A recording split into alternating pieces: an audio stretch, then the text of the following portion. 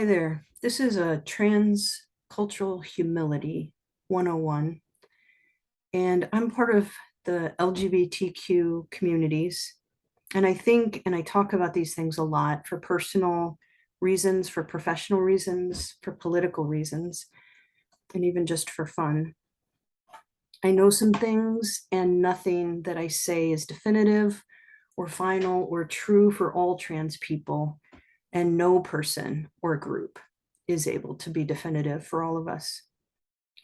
So a fun fact, apropos of nothing, but also indicative of so much of what I want to talk about today. The trans flag that's shown here is not universally accepted or liked by all trans and genderqueer people. Lots of folks like it and lots of folks hate it, but appreciate the effort. And some folks don't like it and don't really appreciate the effort. Any symbol really is incomplete and insufficient. This one is still binary. It uses baby blue and pink, which is used often to misdefine and miscodify us at birth. It uses white to represent a third or neutral or intersex space, which comes across for some as empty or no color, and makes a single band stand in for a very vast range of gender. This will be a longish virtual training.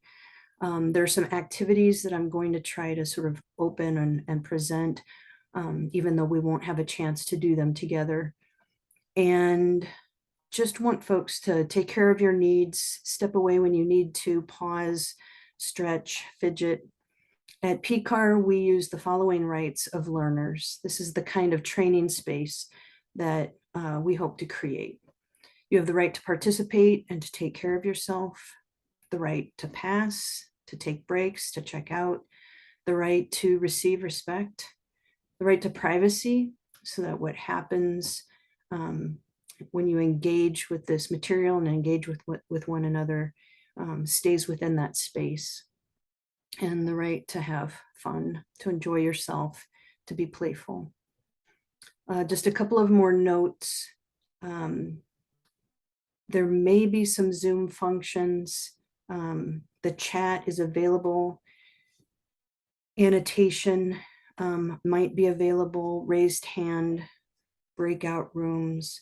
I'm not sure exactly what will be used, but just be aware of those things and take a minute to familiarize with yourself with them, just in case. I'm going to talk for a second about fake tea. I want to talk about a couple of the things that bug some trans and genderqueer folks, like the flag just a minute ago, and also now the acronym. I'm going to be focusing on trans and genderqueer matters. I won't be spending a lot of time with lesbian, gay, bi, queer experience, LGBTQ. I probably won't need to say LGBTQ a lot, but we do say it a lot, and lots of people say it a lot, and it's important to pay attention to how we use the acronym. It represents huge numbers of people with different experiences and senses of self. So many people, in fact, are in this acronym. I actually recommend that folks say the LGBTQ communities. And I think it's actually a really good idea to say the lesbian communities, the gay communities, the bisexual communities, the trans communities, and so on, because there's so much difference and variety within those groupings. If you are only talking about queer sexuality or sexuality, it's really important just to say LGBTQ. And it's probably a good idea to have a really good reason for not talking about trans folk in that moment. If you're not really talking about bi folks, or don't know if you are because you don't completely get bisexuality, think about just using LGQ, right? Or just using sexuality to acknowledge the range. If you aren't really thinking critically about how homophobia impacts women uniquely, then think critically about that, or maybe leave out the lesbian or the L in your acronym to be honest about it. And then consider whether you're including the experiences of Black lesbians, Black gay men, Asian gay men, and so on. Each one of these communities is huge, diverse, particular, special, connected and sometimes overlapping. And we need to be thinking about this collection of letters and what it represents and how we're using it, and not just lumping everyone in sort of thoughtlessly using a multi-initial acronym, thinking that we're covering all of the bases. The T in the acronym for gender, transgender, is its own thing. It's related to, but it's distinct from sexuality. There's often overlap. Family rights, employment harms, marriage, and most aspects of queer and genderqueer lives have bits that apply uniquely to gender. There are some times when it's appropriate to use the full acronym or even a longer one. And so we just want to be mindful and thoughtful. Even within gender, discrimination can play out in really differently but still overlapping ways. There are examples of folks who were fired for being a lesbian from a nursing home in Michigan, someone who was fired for being a woman, a cis woman who didn't want to wear makeup at work when it was expected, and somebody who was barred from the women's restroom, a trans woman.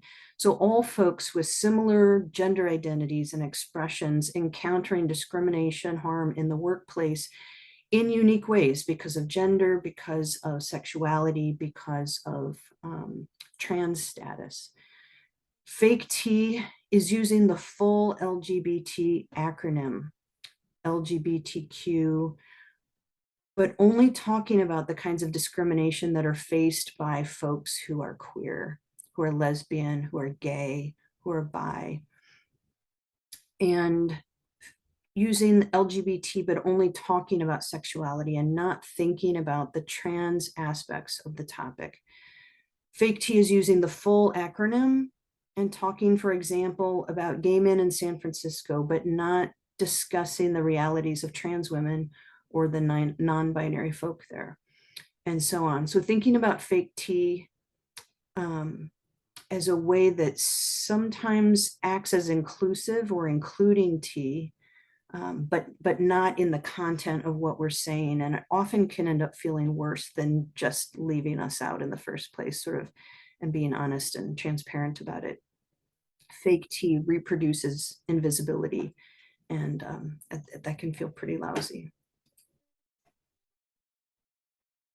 I want you to think for a moment. We're going to be doing this a little bit differently since I'm not there with you, but think about who you are, who folks are in the room. If you have a chance to do this as a group in a chat, think about your name, think about your pronouns for now. And then think about, as you do that, how does it feel to be asked for your pronoun for now? Think about a word or a phrase. If you have a chance and you're in a chat, type in the word or phrase to describe how that feels. Is it comfortable? Is it uncomfortable? Does it feel necessary or unnecessary? And why, if you feel like thinking or typing that in. And while you do that, think about how it feels to be asked for a pronoun. Why do you think you're being asked? What might be a benefit of asking? And think about how you feel about being asked. Good, bad, indifferent, important. And imagine why I might be saying for now. I want to give you a couple of ideas about why this is something that happens a lot. I think folks have different feelings about it. Doing this, though, it normalizes asking. It creates a space for people to identify if they want to, the same as everyone else in the room, so that trans and genderqueer folks don't have to take the responsibility for being the one to introduce pronouns. It promotes okayness of having pronoun expectations, pronouns that you expect to hear for yourself, that you use for yourself, that you're comfortable with, and recognizing that that's true for everyone, trans folk and non-trans folk, cisgender folk. You may get tired of hearing this by the time that I'm done, but I'm probably going to say it a lot. I tend not to use the term pronoun preference a ton. I usually say pronouns we use, pronouns we're accustomed to and expect to hear. There's something about preference that seems like something special or something uniquely trans, uniquely genderqueer, as if everyone else has pronouns, regular pronouns, but we have preferred pronouns, right? We all have pronouns that we use, all of us, that we are accustomed to, that we expect to hear, that resonate with us and reflect who we are. And that's true for everyone.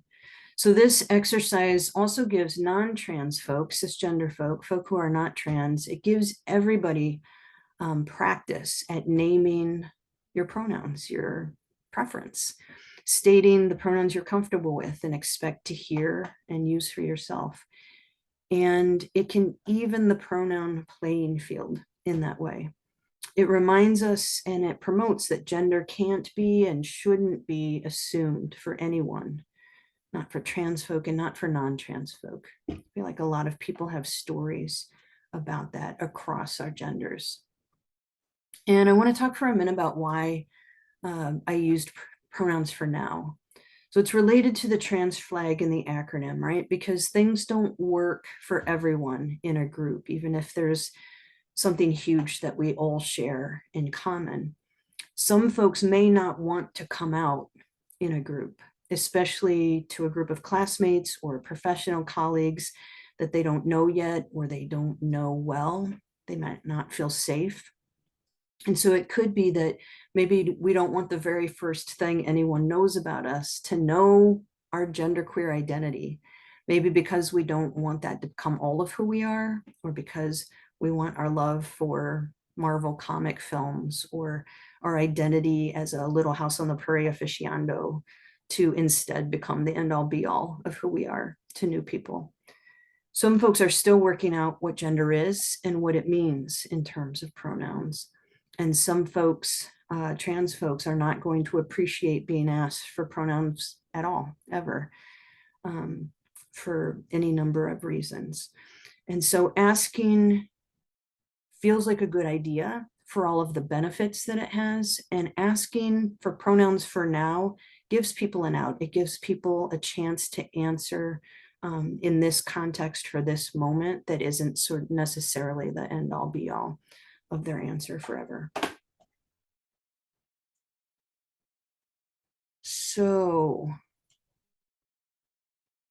I want you to think for a second about what you already know and let you know some of the things that I want to cover a little bit. The difference between gender identity, the difference between gender and sexual orientation,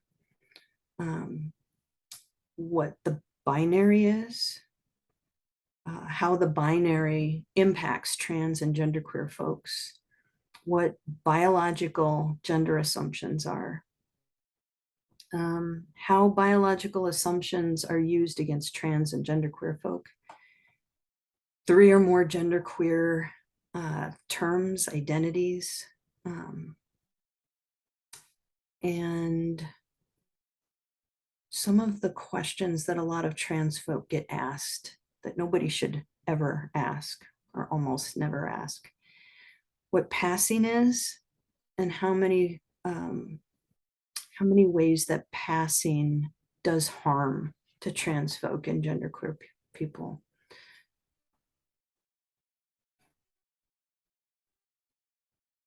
In the spirit of getting to know you, I'm going to ask some quick survey questions, totally harmless gatekeeping tool for everyone. And if you're able to use the key to stamp your answers here, I'm going to have you fill out this very harmless gatekeeping tool and questionnaire and have you answer if you're a morning person or a night person. Go ahead and stamp that or create an X there or think of the answer in your head. Is your favorite color yellow or purple? Are you married or single? Are you male or female? Are you sexually active or not sexually active? Make sure that that one's accurate, please. And do you consider yourself young or old? And then I'd like you to take a photo of that and submit it with your name and social security number, and you're not really, right? We want to talk for a second about what's wrong with this. It may seem really obvious. There are a number of things, but we want to be thinking about this as an example, as a sort of playful and obvious example of some of the paperwork that folks have to fill out. And that's for our centers. It's also for the dentist and the doctor and any number of places where we're filling in information. And a lot of times that information is too limited. Sometimes it's too intrusive. If you think about that sexually active or not sexually active in particular, that's almost offensively nobody's business, something to be asked on a gatekeeping tool. A decent amount of that information that we're filling out is unnecessary. And so it's not harmless, right? So it represents the kind, this questionnaire, this playful, not harmless at all, right? Questionnaire represents the gatekeeping questions that we're often asked in all of these places: therapy, homeless shelters, social services offices, lots of places that we try to access services and support. And some of the stuff that we're asked is about marital status, it's about gender. Sometimes we're asked about our HIV status when it's not relevant to services. It's very rarely relevant or moot in light of universal precautions, right? Trans and genderqueer folks routinely face questions like this that force a choice among limited, insufficient, unnecessary, intrusive options around gender. And it's continuing to be true even as folks start to pay more attention to non-binary genders. Sometimes none of the options work for a person. And I'm curious whether any of you had to stamp outside the box or if any of you refused to answer any of these questions. And so what I'm really hoping that you'll think about and take from this is the ways that the questions serve as a kind of a microaggression. You know, those everyday instances of racism, homophobia, sexism, for the purposes of our discussion here, transphobia, that may seem or could be argued to be a casual insult or an inappropriate comment, but still significant, right? And cumulative. Imagine these gatekeeping tools, this intake paperwork, as an obstacle, as an additional stressor, even as an affront to someone who's simply trying to make an appointment or to access services. And it may be just one of many throughout somebody's life, week, day, hour conversation, right? So thinking about that and whether there's somebody who's taken a look at your intake paperwork and your centers or the place where you work, gone through those questions to really determine if they are necessary, if there are other ways to ask them, if they can be removed, or if they could be expanded to allow folks to better reflect who we are. I want to talk a little bit about what gender is and what it's not. It's going to be pretty important. I'm going to repeat a few things. Feel free to critique the picture graphic here based on the things that we've been talking about in terms of symbols. I want to start positively with what gender is or what it can be. It's universal. Everyone has gender. Everyone has a gender identity. It's so critical and something that I'll emphasize a lot. Gender identity is something that's only for trans and genderqueer. It's really becoming problematic and becoming creating some harm, that if everybody else gets to have gender and genderqueer folks and trans folks have gender identity, it's starting to emphasize or re-emphasize or accidentally emphasize kind of a bio imperative, right? Everybody has gender and gender identity. Everyone was assigned a gender at birth, all of us. We all have pronouns that we use and that we like to hear used for us. And you might get tired of me saying that. I think I'm probably going to say it many more times. Trans folks are not odd or outliers in this respect. And so language like you want to be, or you feel you are, or again, especially sometimes you identify as, is not my favorite, and particularly when it's only said of trans folk, because all of us want to be our gender, whatever it is. We all feel like we are our gender, right? Whatever yours is, you identify as that, same as any trans and genderqueer folk. And so language like this is tricky. It's usually well-intentioned. It's usually, I think, meant to show allyship and support. And I just want to raise it because it can also end up sounding accidentally patronizing, sounding like our gender isn't real, like it's just in our heads, sounding like not every one of us, even all of the non-trans folk, also have gender identity. But you know that it also can be said mean-spiritedly. I've heard it from senators and from news talk folks. I don't need to repeat it, but it's tied directly to how it comes across as not real, as wishful thinking, as something that can be mocked and parodied. Biology is used to bolster cultural assumptions, and who knows which came first, the chicken or the egg, but it's been common for so long to believe that bodies decide and that trans and genderqueer folks are identifying as a gender in contradiction to our bodies. But we all make up gender. We all identify as a gender. We all make up gender. We've all made it up. It's all us that has decided. It matches or it doesn't match what was assigned. And when it does match, we tend just not to notice the process all that much.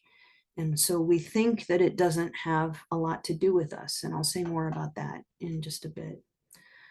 For folks who need it, a quick breakdown of some of these terms. Gender identity is the sense of one's gender defined by ourselves, not subject to any other criteria. And again, as promised, I will repeat that this is true for everyone. Gender expression has a lot to do with the ways that we show or do or perform gender.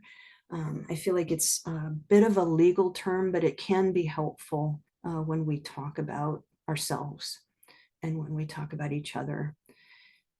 We might express gender with clothing, accessories, hairstyle, gait, hobbies, what feelings we allow ourselves or not to express, or gender roles like the kind of household work that we do and don't do. Perhaps, right? These kinds of signifiers are all also so common that we can think a lot of them a lot of the time as natural, but they're also completely made up, taught, learned, also therefore socially policed. Gender expression is also very personal, even among non-trans folk or cisgender folks. Briefly, cisgender folks are non-trans folks. And if you think about trans meaning other side, cis, CIS means same side. Gender expression is personal and it's unique for each of us. And therefore, of course, there is a lot of variation even within gender. So if you think about the woman who was fired for not wearing makeup, you think about the different ways that Chris Hemsworth or Jared Leto express manhood or masculinity differently. Think about the different ways that Ellen DeGeneres and her partner, Portia de Rossi, express their gender or convey their genders, even though they understand themselves to be the same or a similar gender. Folks will sometimes express it in different ways. And gender can be or is fluid. And this is true in a lot of personal and unique ways for everyone. It's not a perfect analogy, but sometimes it might help to think about the ways that we express gender in different situations. The way that we dress for formal occasions like church, for example, or weddings compared to how we dress for casual activities like camping and hiking, or how we shift sometimes depending on whether we're in public or in private space, or whether we're with a group of all men or all women or all trans folk or in a mixed gender group. For some genderqueer folks, the fluidity of gender might be more frequent. It might be more dramatic than we've experienced or that we've noticed for our own selves. So it's one of the ways that the analogy doesn't quite work, among others. Identity may also shift a little bit or a lot. And it's one of the reasons that asking for pronouns won't always solve what we are hoping that it will solve.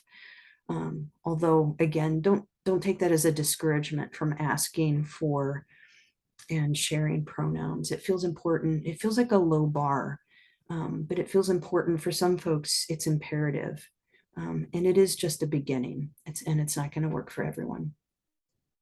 When I talk about gender being fluid, I will sometimes say whim, and I mean it lightly, but I also mean it seriously. All of us, any of us, get to decide utterly at our own discretion and for whatever reason who we are, how we'll dress, what we'll be called, and it ought not be mocked or parodied.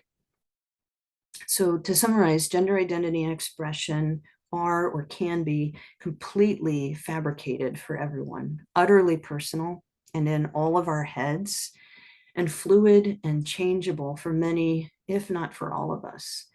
None of these terms is only for or about trans and genderqueer folks.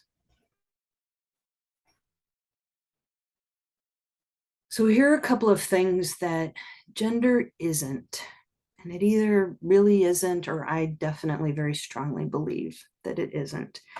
All right, gender is not binary. No.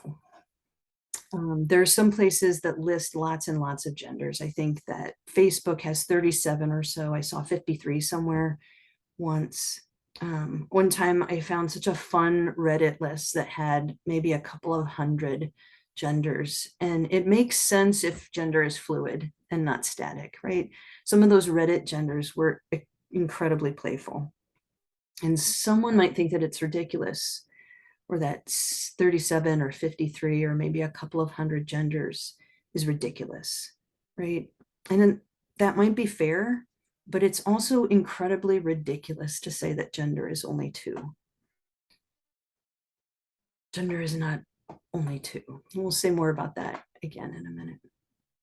Gender is not biology. Gender is not biology. And this is like the bane for me. Gender is not biology. We definitely have to deal with the biology in the room. So many people's identity matches up with the body gender norms that are expected and that are believed to be determinative. So often, so many folks' identities match up with those body norms that we started to believe that body gender norms were natural, and we started to give biology the job of determining gender. And it can't and it shouldn't. It shouldn't, but it can't. I want to say stop it. There is no real biological gender. And that's going to be hard for a lot of folks to really believe, maybe. And so I want to try to make an argument, but I would just really like to encourage folks to start to relax your grip. If you're holding on to a sense of biology as something that determines gender in any way, it really doesn't, and it can't, and it definitely shouldn't. So I want to encourage folks to think of gender as all of the things around being men, women, or someone else. And I want you to think about sex only as the consensual activity that folks do in bed or wherever. No judgment. But that there is not such a thing as biological sex. We're going to ditch that. And here's the argument that I want to make. Bodies are real, and bodies have similarities and differences that can be grouped together. And bodies develop in similar and different ways that can be grouped together. And the differences between bodies are important and significant, and they need to be addressed with different medicines recognizing unique symptoms of health crisis in some cases, like there's some conversation about whether, for example, heart attack symptoms might be different for people in different gender groupings. And those things are real and need to be considered, and we need to find ways to keep talking about those things. And bodies are not the be all end all of gender and do not establish gender. There is not a thing that all bodies do that make us a gender. So I'll start just really easy in terms of the cultural, the sort of highly recognized cultural stuff around language. We know that there are qualities of masculinity and femininity, and we know that those are made up, right? We say active, passive, hard, soft, fast, slow, producing, consuming, dominant, submissive. We call half of those words male or masculine and the other half female or feminine. And we know that that's completely made up, and we're pretty good about talking about it and interrupting it, thinking about it in terms of patriarchy and undermining it. We know that culturally there's been sort of a decision, and folks go along with this idea that all men, in order to be real men, have to be assertive, don't accept no, lead, take, no crying, and women need to be passive and never say no and follow and give and to cry a lot, right? And we know that that's made up, and we know that those are social things, and we know that men cry and should cry, and that we would all be healthier and safer if we were encouraged to express all of our emotions. We all know women who run roughshed in the boardroom, right? And we talk about those things and we interrupt them, and we talk about the ways that they contribute to rape culture and other harms. So I want to take it a bit further. Here's Grumpy Cat. And I want to show you this slide. So here's a slide, and it's got just the binary because that's how they did it. But look at that slide for a second. And I want to argue that the way that we think of people as stronger or weaker and the ways that we make that about gender are problematic, right? The binary is nonsense, but a lot of data is organized using it. So in that graph, there's a lot of overlap in the data curves between what's being presented as men and women depicting speed outcomes. You see, there's a lot of overlap here in the middle, tons and tons of overlap.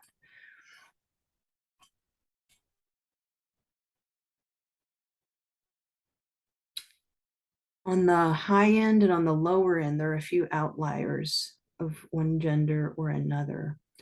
But the graph shows that on the whole, the highest performers are men, the lowest performers are women, but importantly, that there are many, many women on that chart who outperform many, many men in the speed task. And the way that humans, or at least Western humans, I think, but maybe all humans, organize information is that we tend to remember and keep the information that supports what we already believe. And in this case, it means we tend only to remember and hold on to the bit about the fastest folks being men and the slowest being women. And then we tend to keep on generalizing that to all men and to all women, because we tend to forget and discard information that contradicts what we already believe. In this case, that means that we tend to forget and discard the data science truth stuff that shows how tons and tons of women are faster than tons of men. So I want to show you another graph. And this one I want to focus on, the endurance.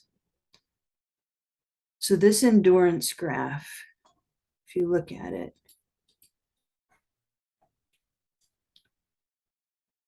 what it will show is that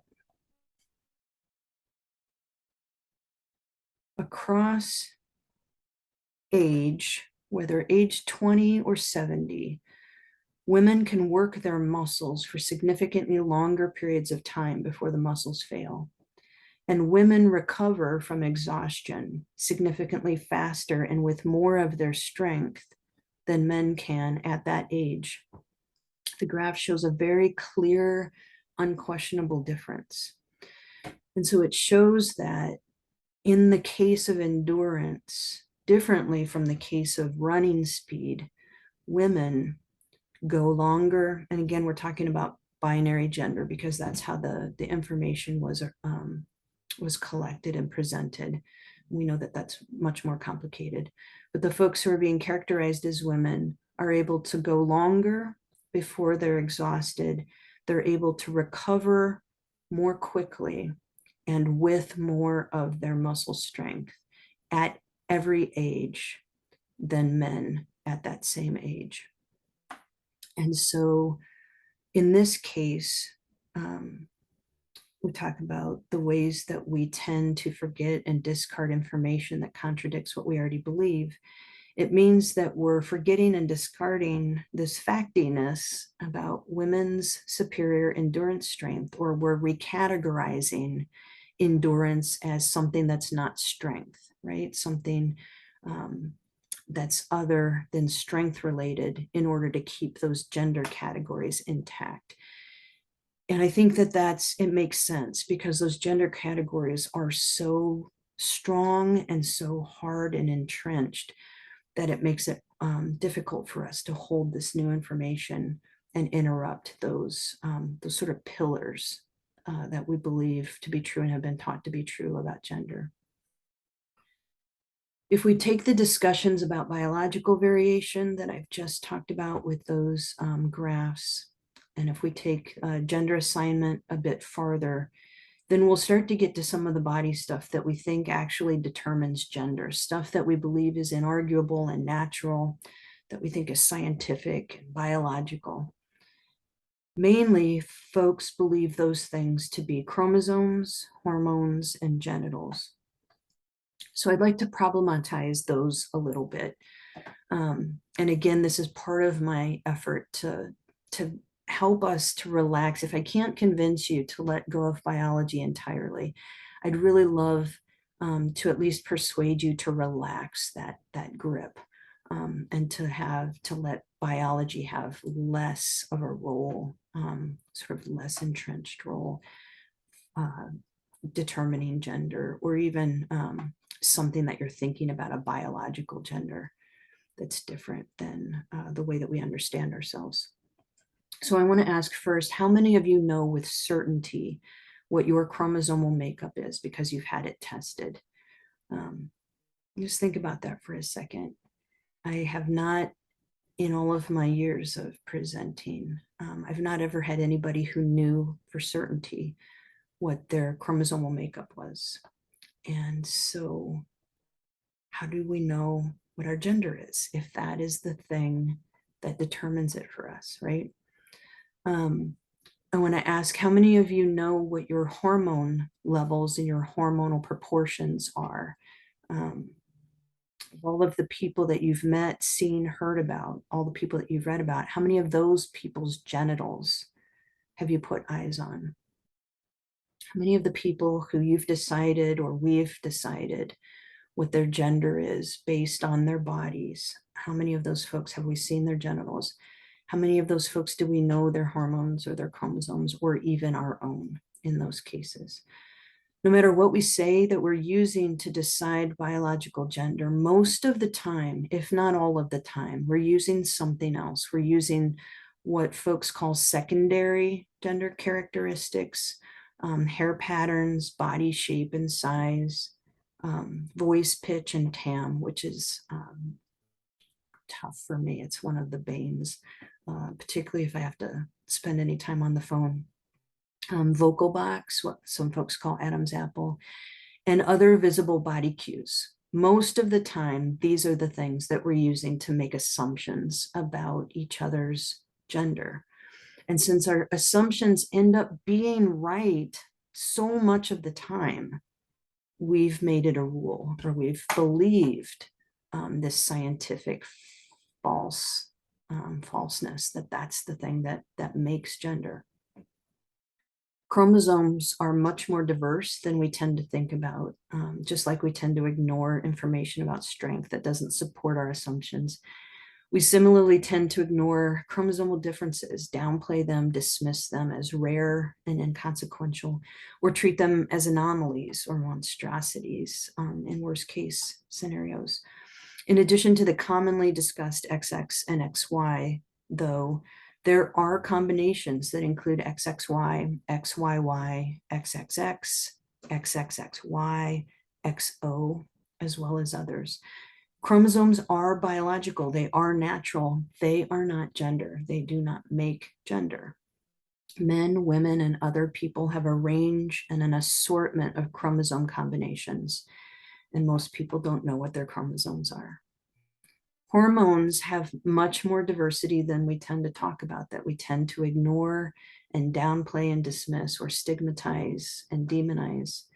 Everyone has testosterone and estrogen in various and differing ratios, including those referred to clinically as hyperplasia, androgen insensitivity, and higher production of atypical hormones. None sort of great terms, but those are the scientific terms in that field. Hormones are biological and natural. They're an important part of our bodies, and again, about symptoms that we have and ways of treating illness and ways of being well. And hormones are not gender, and they do not determine gender. They're not the thing across all of our bodies that make that determination. Men, women, and other people have a range and an assortment of hormone levels and ratios, and most people do not know what our hormone ratios are. Genitals are what is used most of the time to assign gender at birth. Genitals are influenced by chromosomes and hormones. And as we've discussed, this happens with more variation than we talk about. There's a range of genital size. Surgeries are sometimes still performed on infants and on children who have what's considered to be too small a penis or too large a clitoris. They're performed obviously without the child's input or consent. And sometimes they are performed without the parents' input or consent. Sometimes they're performed directly in defiance of the parents' expressed wishes. Genitals are one of the big red flag hot buttons for lots and lots of trans and gender queer folks and the issues that we experience generally. Genitals in some ways are a monument to gender, used to prove or to disprove gender, and used to pose us trans folk as a joke or a threat or as a danger. Two women, Janelle Crosby and Tyra Woods, were assaulted on public transportation in Atlanta because transphobic men on the train decided that its gender essentialism gave them the right to assault and humiliate the women. Those men decided that the women's bodies somehow didn't match their clothing, and so both women were assaulted, and one was stripped to expose her genitals as evidence against her, to prove that these violent men were right and that she was wrong. In Washington, D.C., around the millennium, paramedics stopped providing Ty Hunter with life-saving treatment and stopped to point and to laugh at her when her genitals were revealed after a car accident. Recently, President Biden reversed presidential executive order directions on how to interpret Title VII civil protections and ended the practice of barring trans women from women's shelter space, a practice that's often justified by the specter of exposed genitals in bathrooms, in locker rooms, or changing rooms.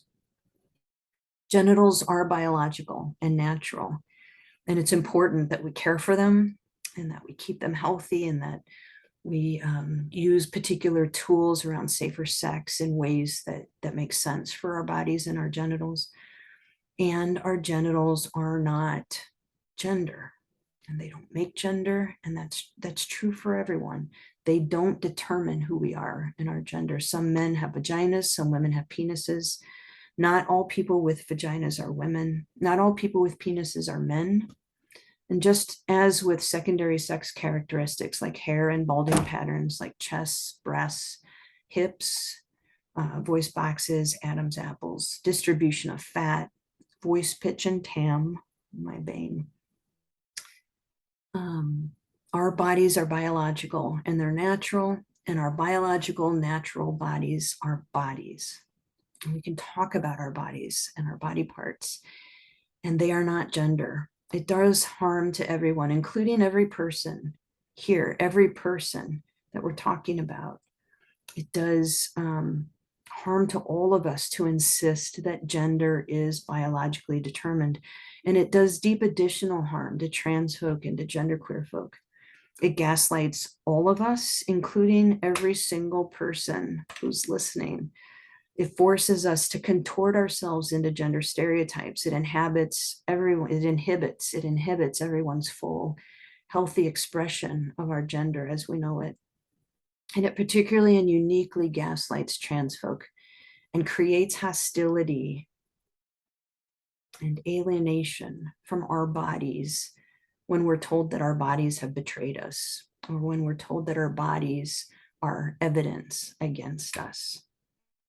The only thing that establishes gender for any of us is our gender identity, our own sense of ourselves as men, women, or someone else. And that's true for cis folk as much as for me and other trans and genderqueer folk. Gender identity is not something that only trans folk have. Our sense of ourself is also biological and natural since our brains are part of our bodies, right? But it's just too easy to call me insane or disordered just because I'm not statistically average or culturally compliant. This feels important to me, not just to show respect to trans and genderqueer folk and to lend us dignity, but also to let go a bit of the ideas that being non-trans is better or more natural or more normal. It's not just to sort of get at these things and understand the ways that they're doing harm to us, all of us non-trans, but also recognizing the ways that our insistence on biology as something that's real and tied to gender accidentally can make non-trans folk feel more normal, more better, more standard, right? Gender is not sexuality. No, it's not.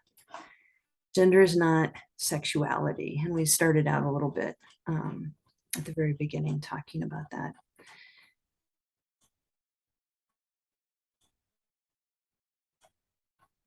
Takes me a second to scroll back down after I show Grumpy Cat. Gender is not sexuality. Gender and sexuality are distinct. They are connected and overlapping in some ways. And that goes back to that acronym LGBTQ. There's a reason these communities are linked to each other. And it's critical to think about which community and which communities' experiences you're talking about. Gender is whether we think of ourselves as a man, a woman, or someone else. And sexuality is how and whether we are sensually aroused. Sometimes maybe gender is tied to sexuality. Sometimes it is tied to some of these things like gender expression, but those things are, they're not the same. There's some distinctions. We've talked about gender expression as the way that we do or show or perform gender, and that's important. Lots of men, trans men and non-trans men, gay and not gay, wear suits and ties and shirts that are tailored with buttons on the left that are considered masculine. Some women, trans and non-trans, gay and not gay, are also cool with those kinds of clothes, right? Some famous examples, recently Kristen Stewart, Ellen DeGeneres, Leah Delaria has played with that, and choose clothing like that to express gender. Some men across sexuality and across trans status are cool wearing loose, open clothes considered feminine. Jonathan Van Ness, Billy Porter, and choose them to express gender or gender bend or be playful with gender. And we also show or do gender deliberately, earnestly, or playfully through accessories, belts, habits, jewelry, hats, hairstyle, sometimes stance or gait. A wide or a narrow stance, for example, is read different ways. Legs crossed or not crossed is read different ways.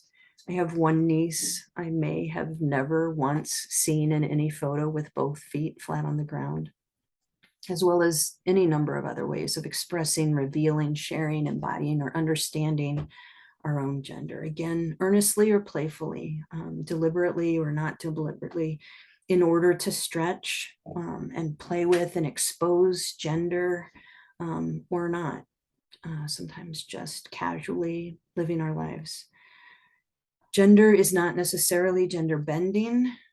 Folks like Annie Lennox, Marlena Dietrich, Jaden Smith, Mark Jacobs, most drag queens, for some examples, have dressed or accessorized, styled their hair, use stance or gait, body, etc., in ways deliberately to blur and defy and undermine or bend gender in order, often on purpose, to show it's invented and performed by everyone. And that's not necessarily the same as gender, but sometimes it is, and there's overlap. And then again, gender is not binary. It's not binary. The body can develop in many, many more ways than just two.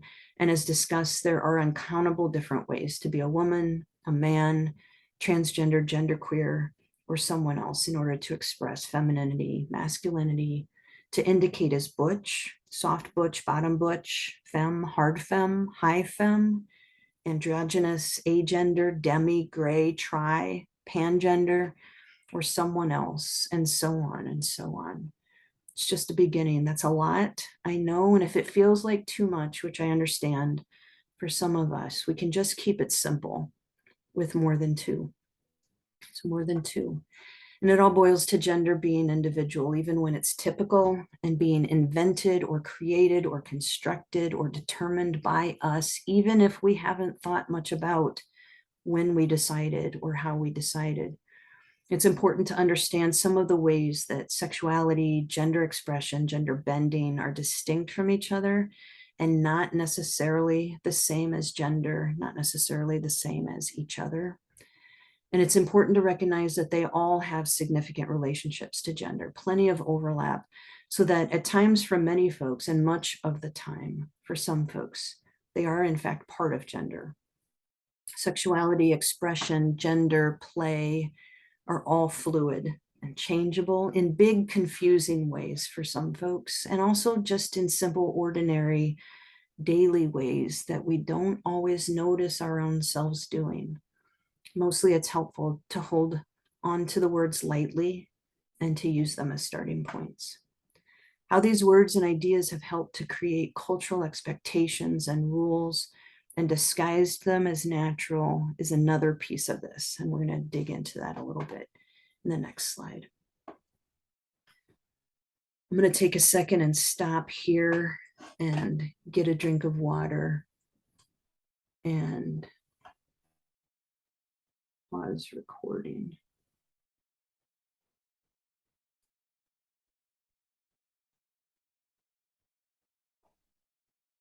So building on what we just talked about in terms of what gender is and what it's not, there's some unrules that we'd like to talk about now.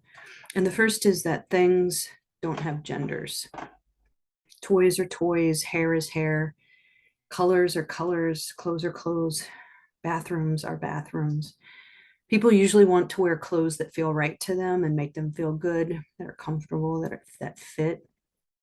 Boys' pants are pants. Girls' necklaces are necklaces. Toys are for everyone. Clothes are for everyone. Makeup is for whoever wants to wear it. Culture and expectations are not determinative. Things don't have genders, including bodies and including body parts.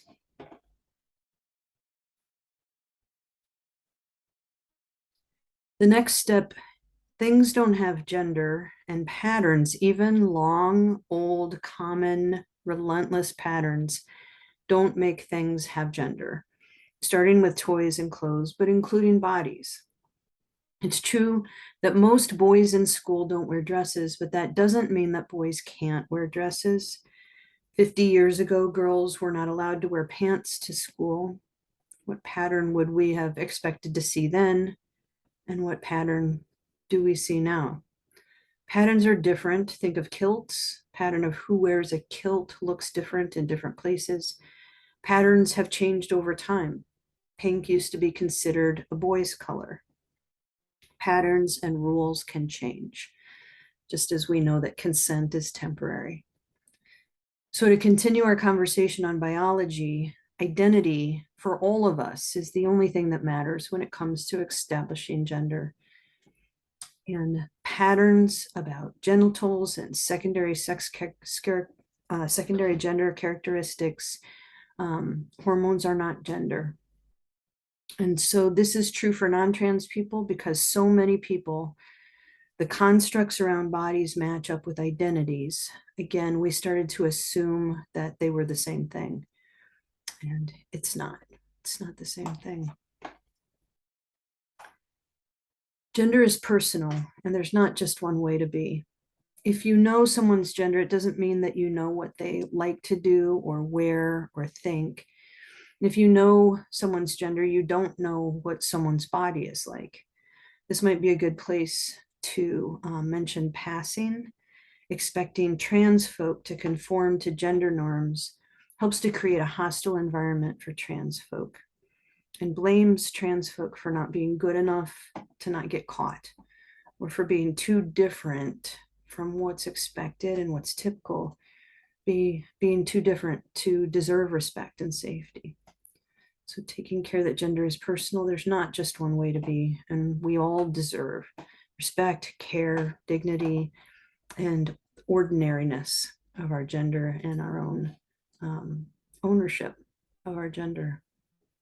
And fourth, you can't know a person's gender just by looking at them. A person's gender is something that each of us knows and has determined for ourselves. And imagine all of the wonderful things about you that nobody knows just by looking at you. You cannot tell if someone is trans just by looking at them. You can't tell if someone is non-trans simply by looking at them. And asking and confirming folks' gender should always be on our radar, not only when we're not sure, so that we're not deciding based on somebody's appearance and whether we feel confident or not, that that's the time to check in. We should just be doing that on a regular basis and confirming and checking for everybody.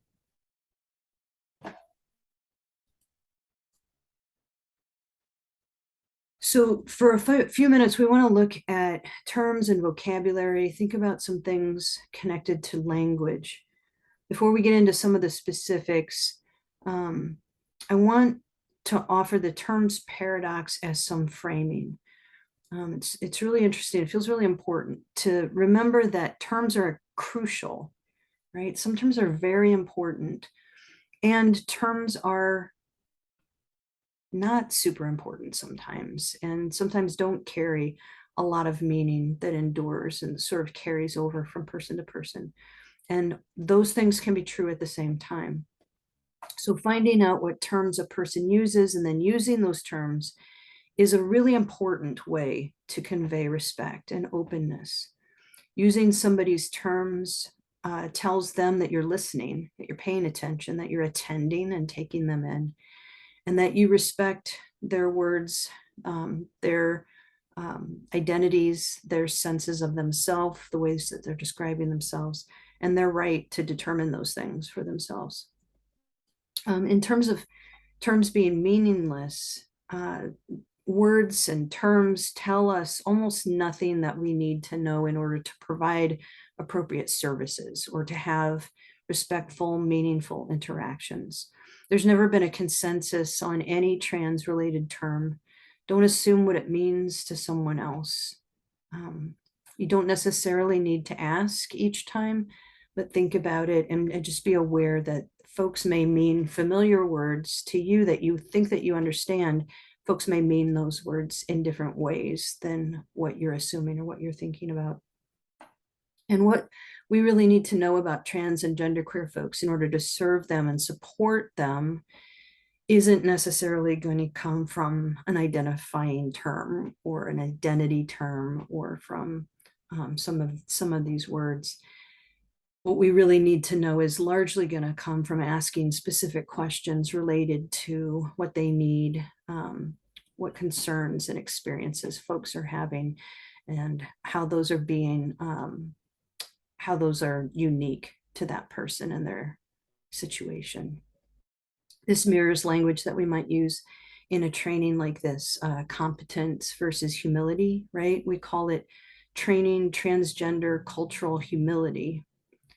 And competence is where we think that we can just learn all the terms and understand and have all of the different definitions. But humility understands that terms are a starting place and that it's on us to listen and to ask and to listen and to check in and get feedback. The terms paradox can be applied to identity terms, experience, personal history, body parts, right? Pronouns, and almost any component of who a person is. The goal of communication is usually to enhance and to build rapport, trust, open disclosure. And if we ever find ourselves in doubt about what a term means when somebody uses it, and if we feel like we really need to know what that word is and what it means in order to support them, then we could ask with sensitivity and humility and care and respect for clarification when we get a chance, when there's an opening.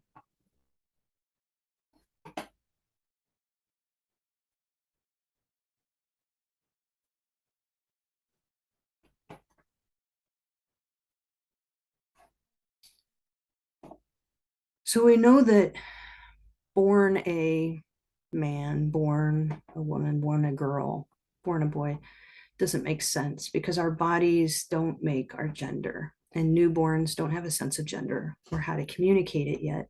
Although gender is a sense of gender identity, a sense of self in terms of gender does develop as early as in 2-year-olds. So some folks aren't aware of that. Some genderqueer folks understand our gender in terms of changing it or in terms of transitioning, but some of us understand what we have always been, and that our gender has been consistent and who we are. And so then we, of course, were born who we are. So for all of these reasons, assigned X at birth, assigned male or assigned female at birth, assigned a girl or a boy at birth, more accurately describes what's happening. The gender that we were all told that we were and that people think that we are was externally imposed. It was predominantly based on our genitals at birth. Any primacy given to biology, even in terms of determining an original gender, undermines the importance of identity as the only real way that gender is determined. Saying at birth can also be painful, and it can be related to accidental or deliberate misgendering. Saying born a boy or born a girl can be mean-spirited, verbally violent, or part of casual misgendering or microaggression. The problems with real are obvious, I hope, but just in case, the word creates an external validation that's based on cultural expectations and rules, and it's usually disguised as biology or nature. The consequences of this word and language like it is huge. It's directly tied to how often and how awful violence is done against trans and genderqueer folks, mostly trans women, mostly Black trans women and other trans women of color. We've spent a fair amount of time debunking, I hope, at least loosening and dislodging, I hope, the term biological. And so this is already excessive, and it still probably won't be the last time that I say that gender is decided and communicated individually by every single one of us, and it is not determined by our bodies. Opposite is, if there aren't only two of a thing, this word doesn't really work, right? So it implies or assumes a binary, and we're trying to move away from that sense of binary. And it reproduces a binary, and we're trying to dismantle and use other language and another system of understanding gender. We know that the binary erases most trans, genderqueer, and gender non-binary identities and expressions. But also, even if there were only two, why on earth would we talk about genders in opposition, right? So this was always kind of a strange and maybe a silly word to use for gender. And then sex. Again, I've already mentioned some folks talk about gender as the construct and use sex to refer to the biological assignment. But as we've been discussing quite a lot, biology, which is real and natural and important for healthy bodies, has nothing to do with gender. The biological pieces that are believed to decide gender are more varied than we talk about, more convoluted than we're comfortable with, and more you don't even know what you have, let alone anyone else, most of the time. So we need to not have a word that pretends to be the biological boss of gender. And that's why I really want sex to be just that sexy, consensual thing that we do in bed or on the kitchen floor or wherever, no judgment. And let the word gender represent all of the parts of how all of us understand ourselves in terms of identity, expression, and elements of being a man, a woman, or someone else.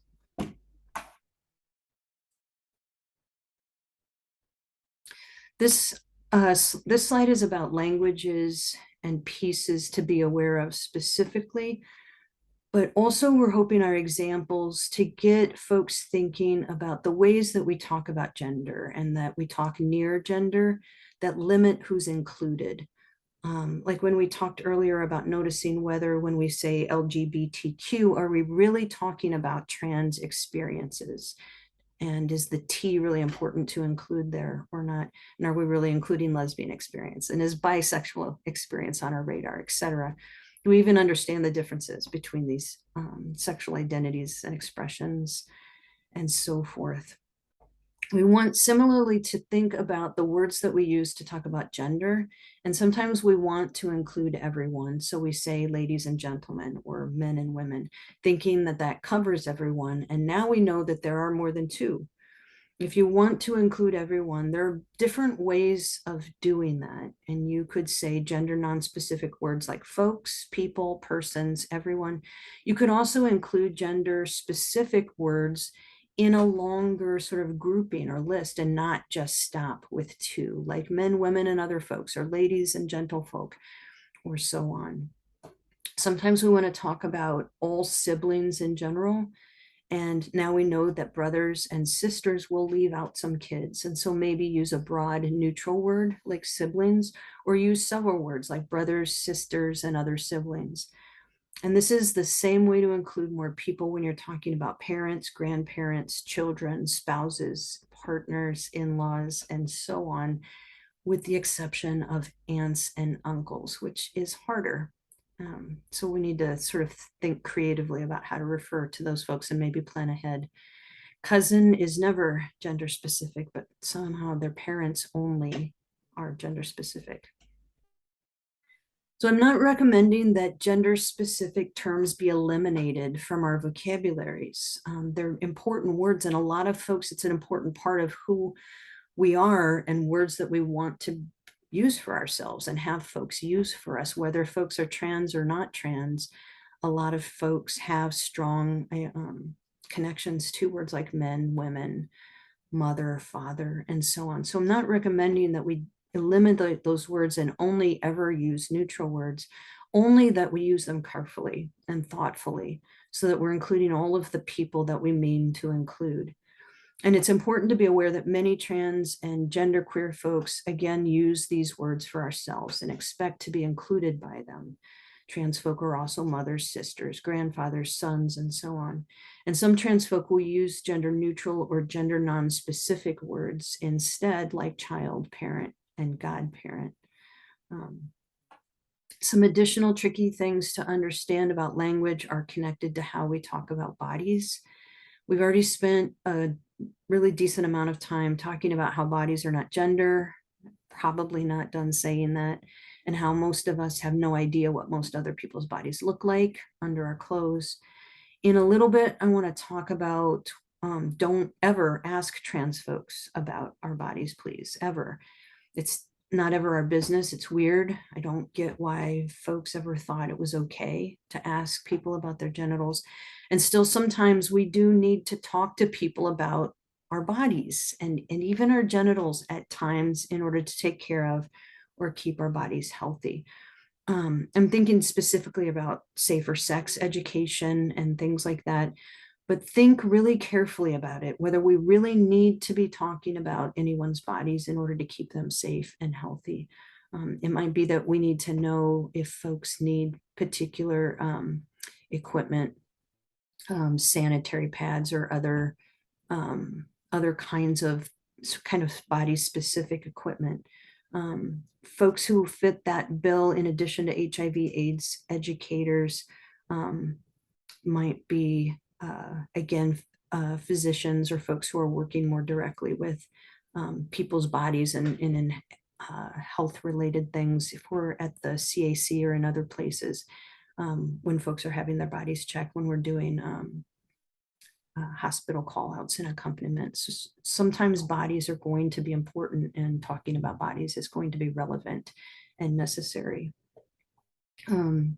Practicing safer sex is done differently depending on our bodies. We use different tools, different applications of tools. We might put them in different places.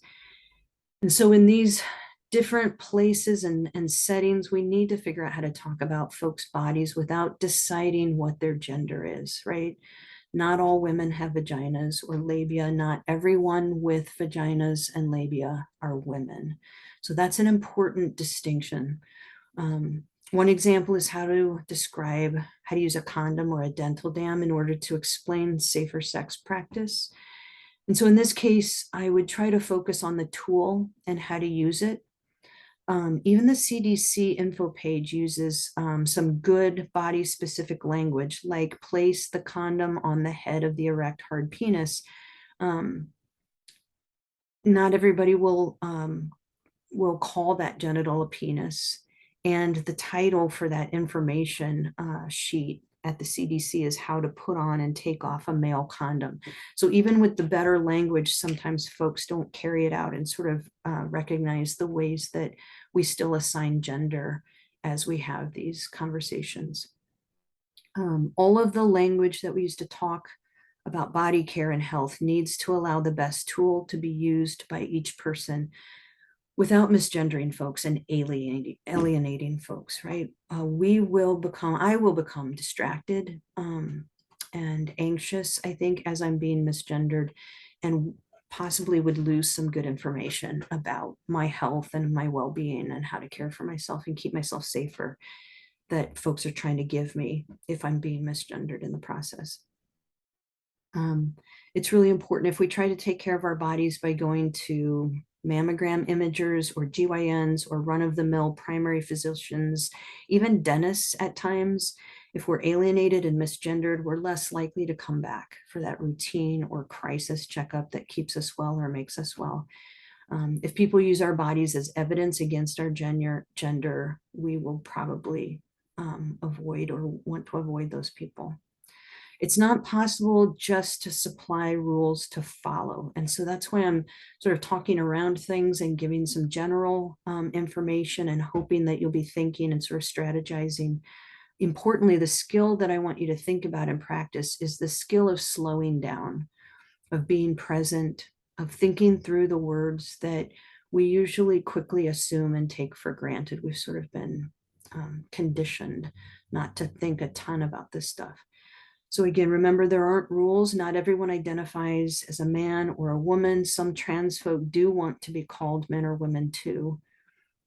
I know that sometimes trans folk use different words to talk about our bodies and to name parts of our bodies. The traditional terms for body parts can be experienced as painful and misgendering for us, for some of us at least, because that may not be how we think of our bodies or what we call our body parts. Not everyone who menstruates will call it that. Some folks call it bleeding. Some folks are more playful with it. Language difference and terminology is different with folks for lots of reasons, and not just because of gender or trans identities. So think through how to talk to people about hygiene and needed hygiene products. regardless how bodies appear to us or how much body parts resemble things that we think of as a penis or a vagina, labia, breasts, and so on. Trans and genderqueer may have different, more affirming names for our bodies and our body parts. Trans guys sometimes use chest, for example. Trans guys sometimes use the word penis for the genitals that they've always had. Trans women might use clitoris to name the genitals that they were born with, for example. It can feel overwhelming at first not to have rules to follow, but with practice, it becomes easier to navigate. Genital is a pretty good word for lots of folks. And this skill, again, just begins with slowing down and thinking about the words that we take for granted. And finally, think through some of the framing words that we often use, like opposite mentioned earlier, or both, again, which reinforce a binary, reproduce a binary, but also be aware that words like continuum and middle ground also assume and rely on and are anchored in a binary and imply a line or an area between two poles, as though any folks who identify as other fall somewhere in between. Genderqueer and other non-binary folks may identify as completely off of that continuum, away from that grid, away from the poles, right? Words like spectrum are often used and can be better. Gamut can be more expansive. Sometimes I say neighborhood or area code.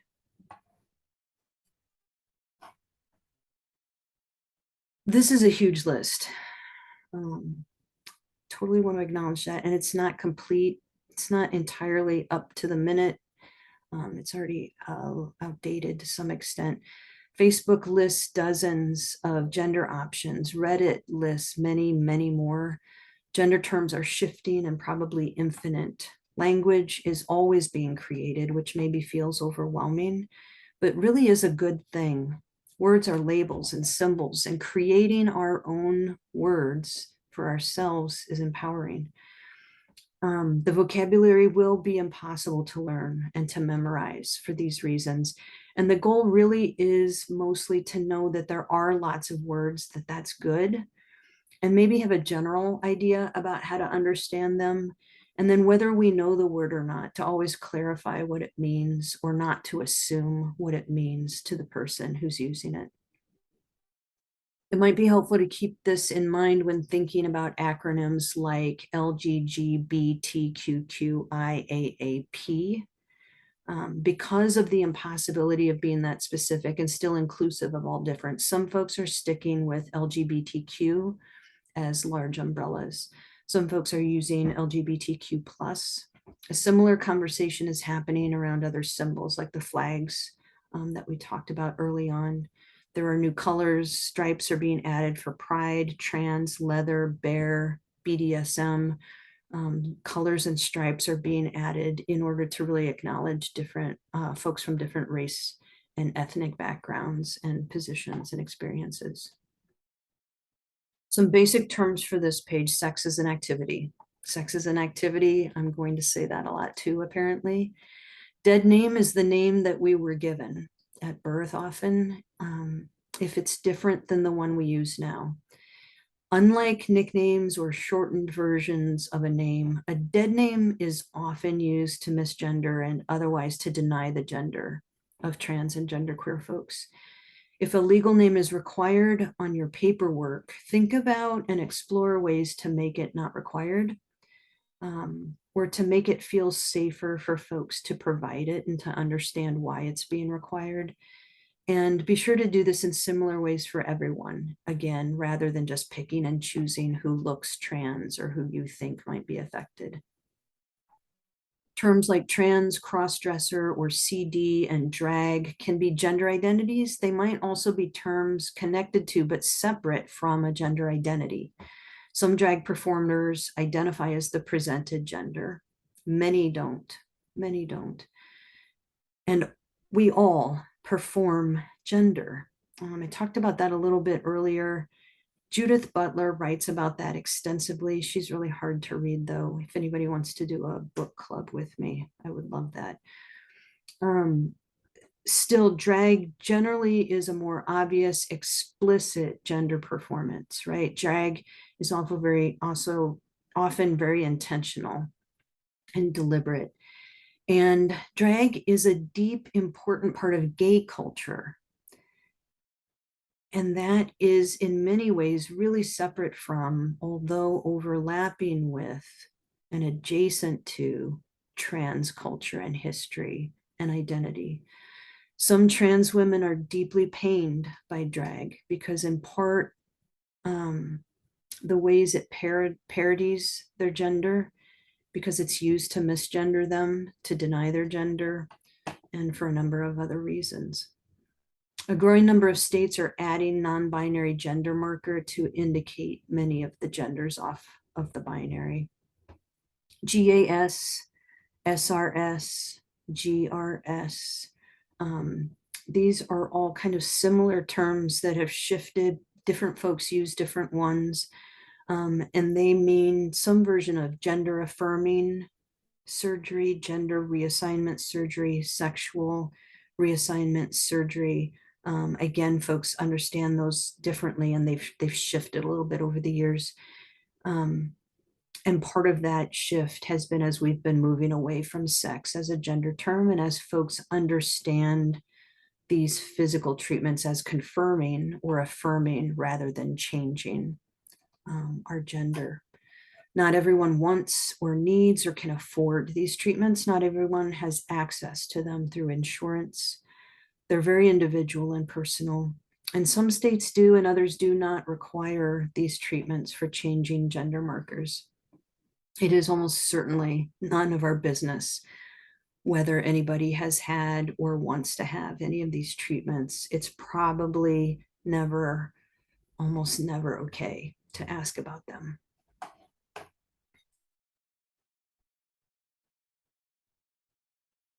In this one, I have just highlighted some of the identities and expressions used by trans and genderqueer folks. There aren't any rules, but very broadly, generally speaking, I've added an A next to terms that tend to be used as descriptive or adjectives. And I've placed an N next to terms that, generally speaking, are maybe most often used as nouns or as identities. Trans man, trans woman, and FDM, FT, MTF privileges the identity over the birth assignment. So the T in these cases means to or toward, male to female, female to male. And the progression from what was assigned toward what is known and has been known. M2 with the number 2, T, or male to trans, is a non-binary transition. And I've seen a number of folks use that term. I haven't yet seen F number 2, T, but that's possible as well. Trans asterisk is similar to using the plus sign. Generally, what folks were using it for initially was to stand in for different suffixes. So that trans asterisk could be inclusive of transgender, transsexual, and other trans compound words. Some non-binary identities, expressions, and descriptors include terms like genderqueer, demi, nano, bent, neutral, gray, intergender, non-binary, or NB. And intersex is a term that dates mostly to the mid 20th century. It refers generally to folks whose chromosomes, hormones, and bodies and genitals reflect combinations that are less common and that then are not definitive and easy to categorize in the ways that science and hospitals and birthing doctors like to do that. There's some overlap between intersex communities with trans and genderqueer communities. And that's evident, for example, around the ways that binary gender assignment harms a lot of folks in different ways. But it's also important, I think, to know that not all intersex folks understand themselves as part of the broader trans communities, and that to some extent, intersex folks have been included because of the overlaps. Um, and those folks don't necessarily think of themselves as transgender or as genderqueer in ways that others of us do. Prefixes like pan, as in pangender or pansexual, often are used to emphasize being off the binary, um, generally speaking. Generally speaking, bi denotes across as well. And then liquid and flexible roots like fluid and flux are often used to highlight shifting and dynamic gender movement, generally speaking.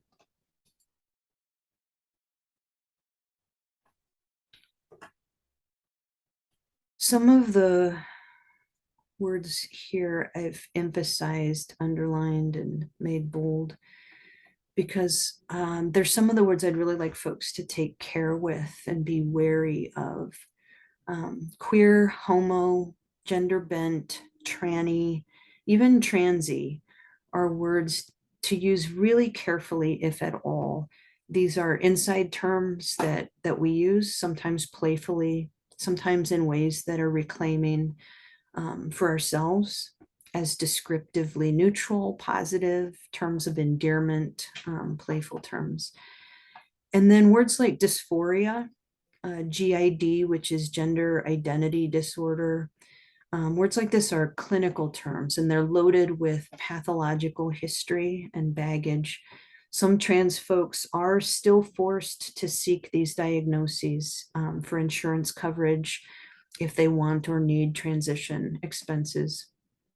These terms put the onus of mental illness on us, but we are not the ones who are distressed and morose about our gender. These terms double down on the harm to us by forcing us to bear both the social violence against us and then also carry the psychological blame for the traumatic impact. This doesn't happen much anymore, but trans does not have an ED at the end. Transgender doesn't have an ED at the end. It's transgender or trans is usually an adjective used with a noun. So you might say a trans person, trans people, the transgender communities, rather than as a noun. Like it's odd and not typical or really good form to say there were two transgenders at the party. There were two transgender people at the party. There were two transgender folk at the party. Since there are not rules, though, listen for folks who use these terms differently and work it out. If folks use that for themselves from within trans and genderqueer communities, we're using words differently. So just attend to that. And then I want to encourage folks to refrain from outdated and problematic terms like crossdresser and transvestite. Stay away from words, generally speaking, that splice together pronouns into portmanteaus or words that otherwise combine binary terms in order to refer to trans or genderqueer folks. Words like half and half, he, she, words like it, right? Stop other people from using those words if you hear them. If it's a trans or genderqueer person using those words, we might be doing it playfully, we might be doing it for other reasons. I'm not a big fan of telling us what we can and can't call ourselves. And so these warnings are really for folks outside our communities. They're not great words to use for us without our permission and consent.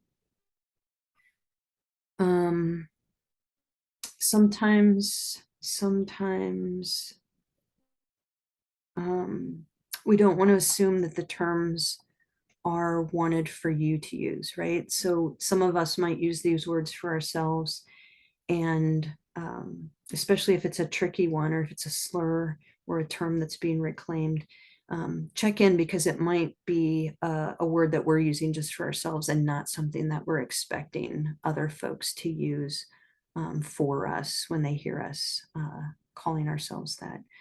Always privilege what someone has asked you to use over any etiquette or guidelines that you get, including from me or from anybody else. I'm thinking about the word it, which has come up a little bit more recently. There were some younger folks at a youth group using the pronoun it, and some friends of mine in academic settings are finding students who are using it. It's something that I think can be incredibly uncomfortable. Um, and again, I think that when we're letting folks know what pronouns we'd like to use, it's a good idea to figure out how to do that, and how to do it in a way that's respectful and that privileges that person and what folks are asking for.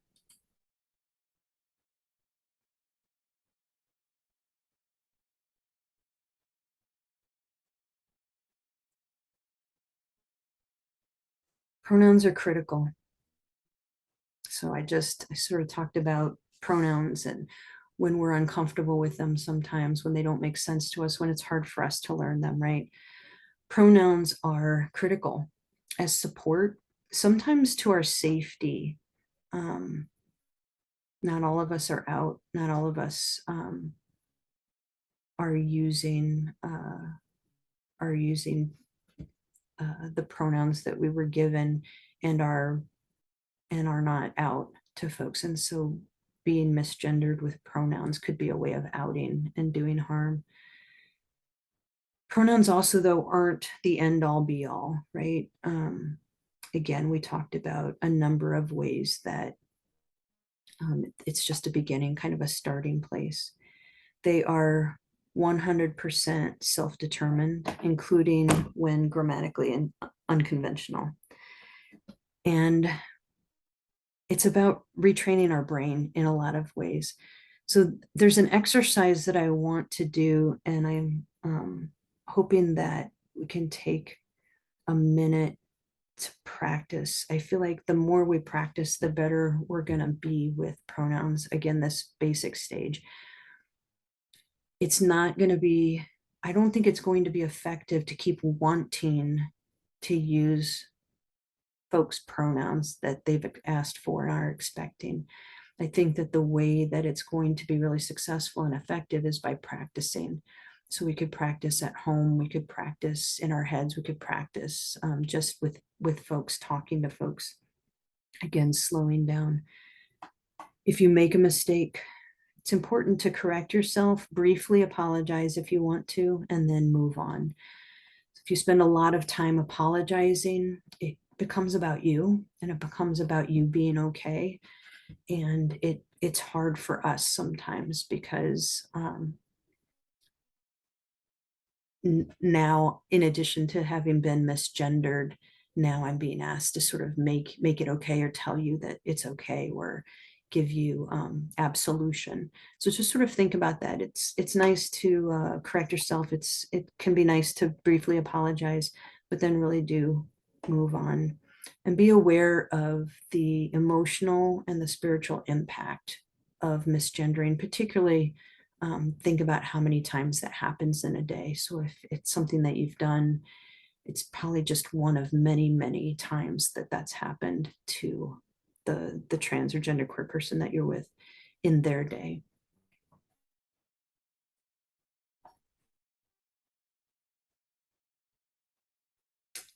When it comes to pronouns, it's really good to ask. It's better to ask and be awkward than to assume and be wrong. Um, it's important to recognize nuance around pronouns. We don't want to just always call everyone they, and that's particularly true as more and more folks are using they specifically. And so that we're taking care to be specific when we can, and to use kind of general pronouns when we don't know.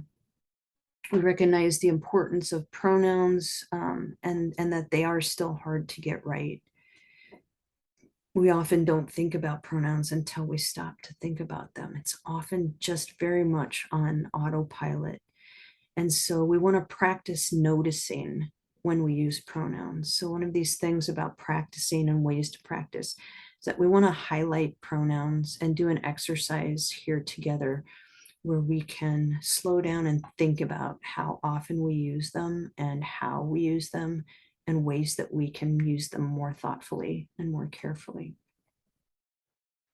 So, because I want you to notice pronouns and practice interrupting and changing your use of pronouns, I'm going to tell a story.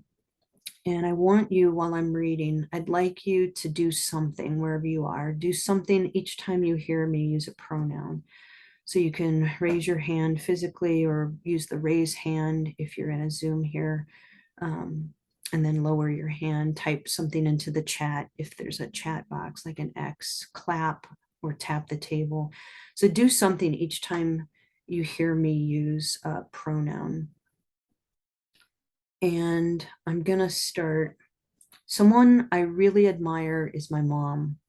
She is feisty and scrappy and outspoken.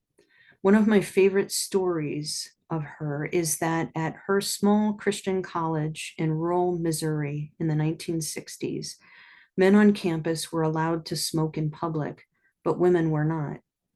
Even though she has always been a staunch, lifelong non-smoker, she was sufficiently outraged by the double standard that she went down to the local five and dime and bought tons of candy cigarettes, then organized a smoking sit-in in the middle of campus. She invited women who smoked to smoke and invited any non-smokers to join her in puffing the candy cigarettes. There was also a gendered double standard in curfews, as women could not leave their dorms past 10 p.m., while men had free range at all hours. She rebelled against the rule primarily on principle by routinely sneaking out of her dorm past curfew, climbing to the top of the campus water tower, and playing her guitar up there in the middle of the night.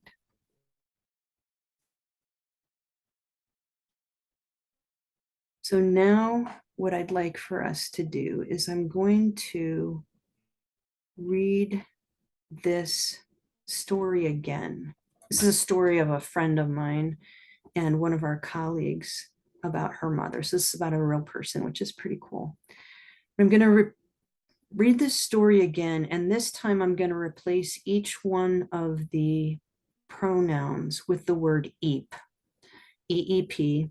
It's a made-up word, but we wanted to create a stand-in for a pronoun that wasn't an actual pronoun so that we wouldn't be misgendering anybody, even for the purposes of learning.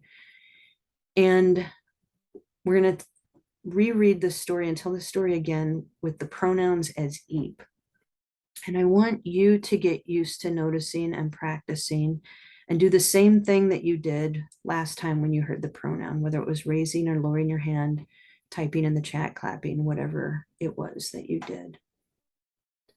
Someone I really admire is my mom. Eep is feisty and scrappy and outspoken.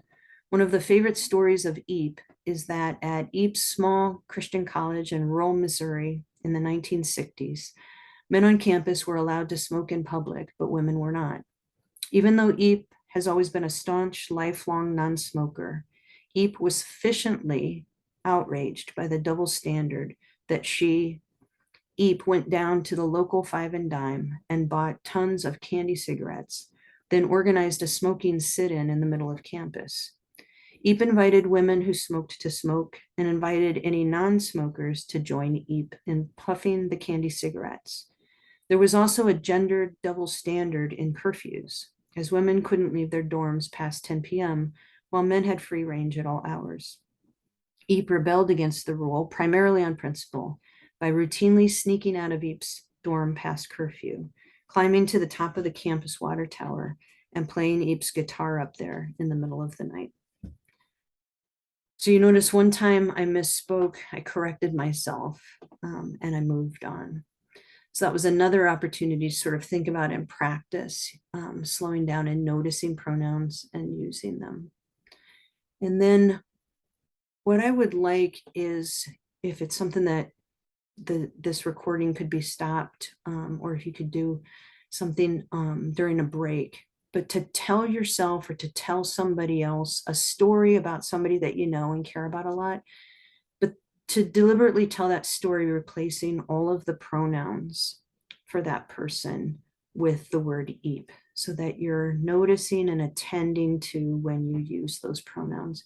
And just do that if it's something that you are finding yourself wanting to have a better understanding of and better success with. Just practice doing that, telling stories to somebody or to yourself about another person that you know or like, and replacing all of the pronouns with eep, and getting used to hearing and predicting and getting ready for and slowing down and using pronouns in a more thoughtful way than we really have learned to move very quickly and not think very much about them. So it's been about an hour. I'm going to take another quick break for myself and pause and restart in a minute. So I'm going to spend a little time talking about etiquette a little bit, and we'll move into a perfectly harmless interrogation. We know how well the perfectly harmless questionnaire worked out at the beginning. So perfectly harmless interrogation. When did you first begin to think about your gender? This is a question that trans folk get asked regularly and that non-trans folk often feel entitled to ask. Some other questions like that, which include, what do you think caused your gender identity? How did you decide that you are a man or a woman or someone else? Is it possible that you'll grow out of being a man or a woman, that this is a phase, perhaps for attention? What genitals do you have? What do they look like? Can I see them? These questions presume that only trans people have gender identities, that gender identities are less real, or that trans bodies are fair game for scrutiny. While some trans folk are cool having their bodies used as textbook for study, it's not a safe assumption to make, and it's always better to just go get a textbook. We can recommend a bunch of good ones. We all have identities, pronoun preference and expectation, expression, and some of us just haven't given it a ton of thought. And I think I want to just briefly highlight that what do you think caused your gender identity is sometimes code for what trauma have you experienced, or how have you been broken? So just noticing that behind some of these questions, there are some particularly violent or particularly harmful assumptions.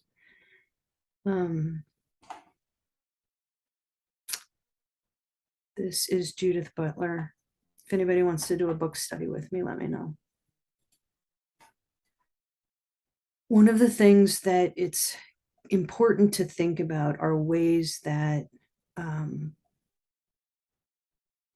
we can think about cis privilege in education, in our centers, in media, in politics and law, with some of the legal protections that we use and rely on, medical system, relationships, sexuality, and social norms, public spaces, religion, harassment and violence, and transportation. Sort of thinking about some of the things that we've been talking about, and then ways that that would play out in these various spaces.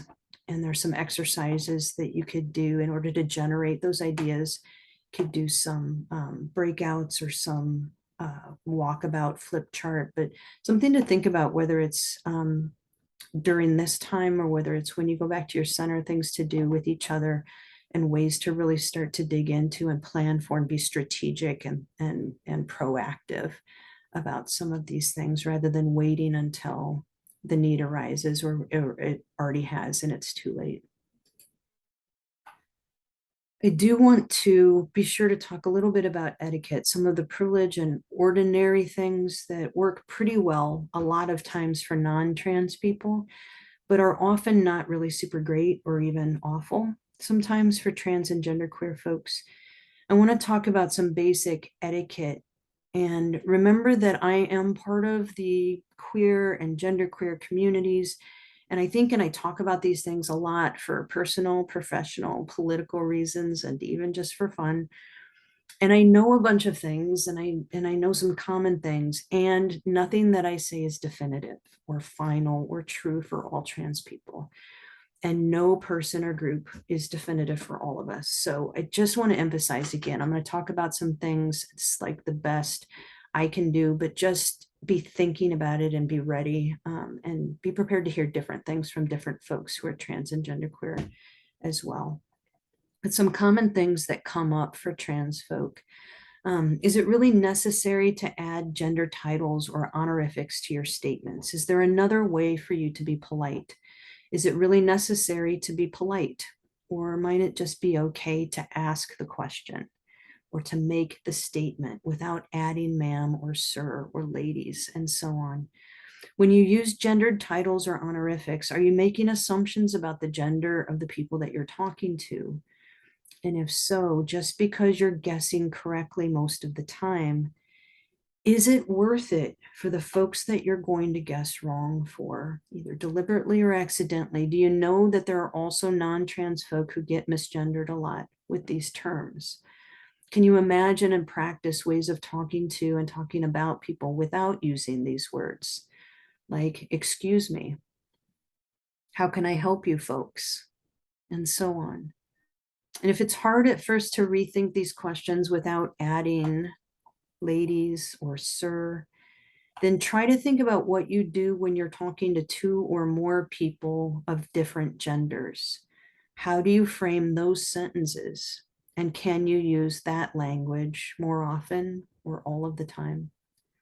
My own personal life in public and on the phone would be so much less awful if we could move away from these titles and honorifics. But I do need to complicate this because everything isn't about me, and that there are trans folk who feel very affirmed and validated and taken in when people say ma'am at the right time and use the right titles and honorifics for them. And so that tangles things up a bit. And it's also not necessarily simple across age and race, right?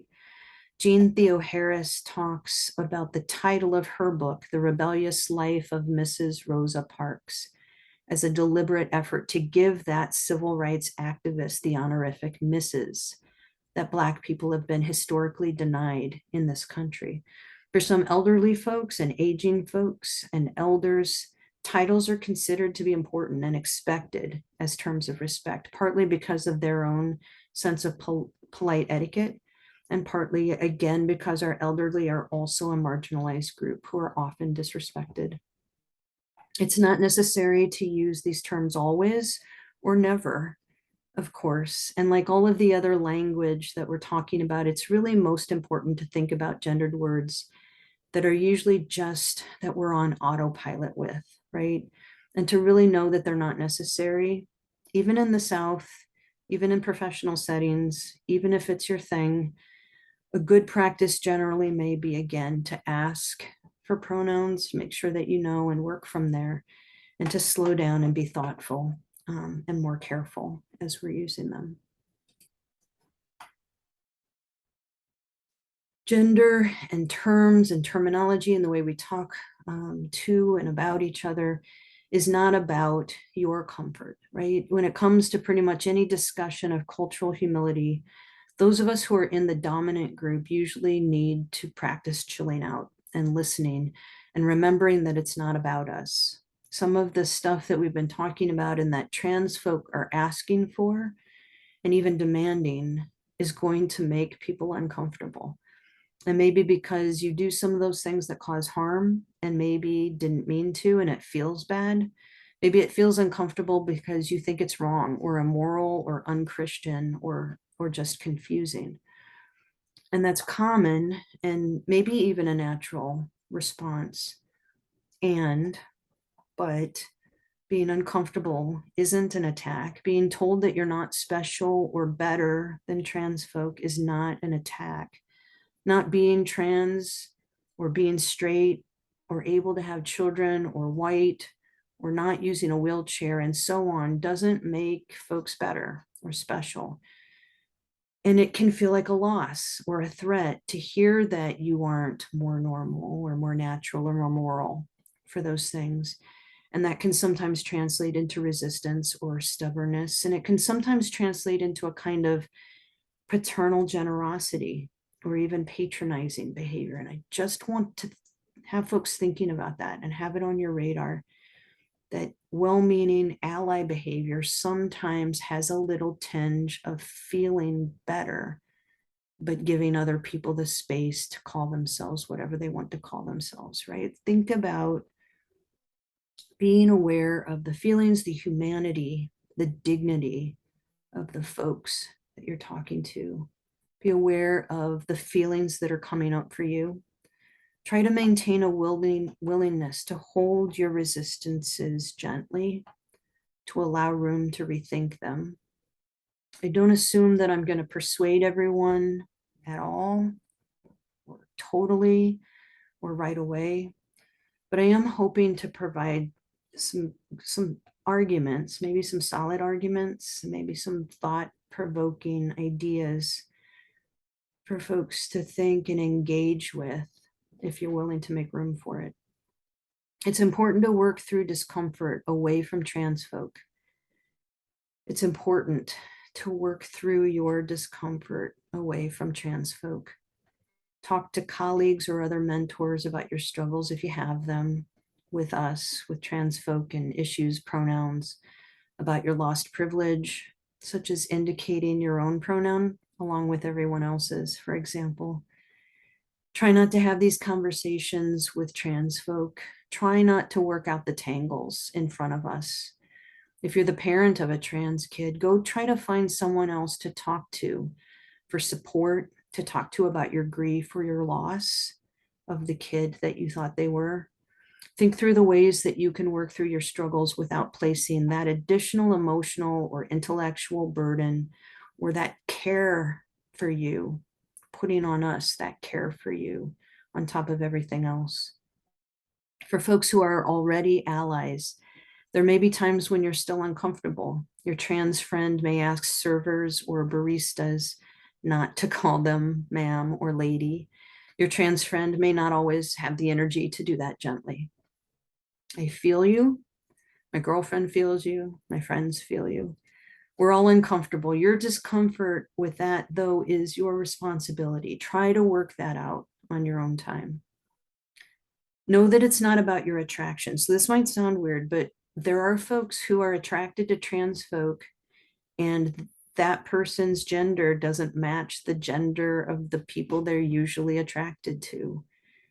And it's important just to, deal with that on your own and get over it. Maybe your sexuality, their sexuality is more fluid than realized. Roll with it. Our gender is not something to manage or manipulate based on your attraction any more than your beliefs about any of these things. It's not about what you know. And this is sort of about if you've known a trans person for a while as a different gender, your knowledge is getting updated. In these cases, it can sometimes feel harder to get pronouns and names right, but that is still on you, not the trans person. Pay close attention, work extra hard, practice, practice, practice on your own, practice with other folks, practice, work extra hard to make your transition. Please don't ask for special dispensations or extra grace for yourself from the trans people you know well or have long known. Think about that closeness and that friendship as a reason to work even harder to make the needed changes as a sign of your closeness and friendship to them. Remember to slow down. Remember to think about words, especially the gendered words that we all often so glide over without thinking. I think that's going to be the most helpful practice as you make these changes. This isn't about rejecting you. Someone else's identity is not a rejection of your identity, of your religious identity or your sensibilities, of your gender identity, your gender role, your gender politics. Politics and religion may come up because they do, because some of these frameworks are used to organize and enforce the rejection of us, rejection of trans and genderqueer and queer and women folks. So it may feel like you're being rejected if you strongly identify with those things. Sometimes the critique of those political parties and religious groups who teach rejection of us can be overbroad, and it might feel like you're being rejected or attacked because you identify with those politics or those religious positions at all.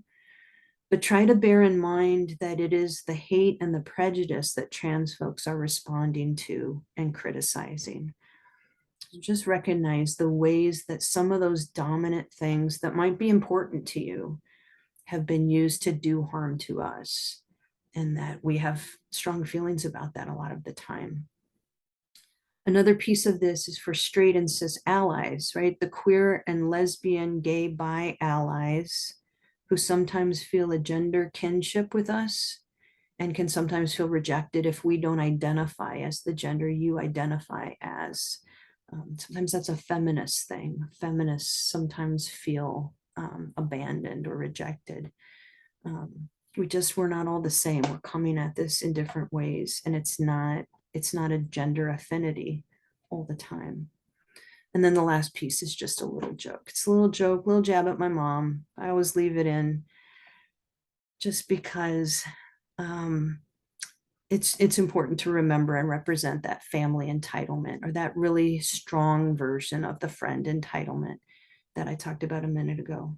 For parents, for the best friends or childhood friends out there, it's not your fault. It's not your embarrassment or the other ways that sometimes folks identify too strongly with our trans identities. It can be hard for you longtime folks who have known us for a long time, but it's not about you. If you have questions about trans experience, there's some things to consider before you ask a trans person.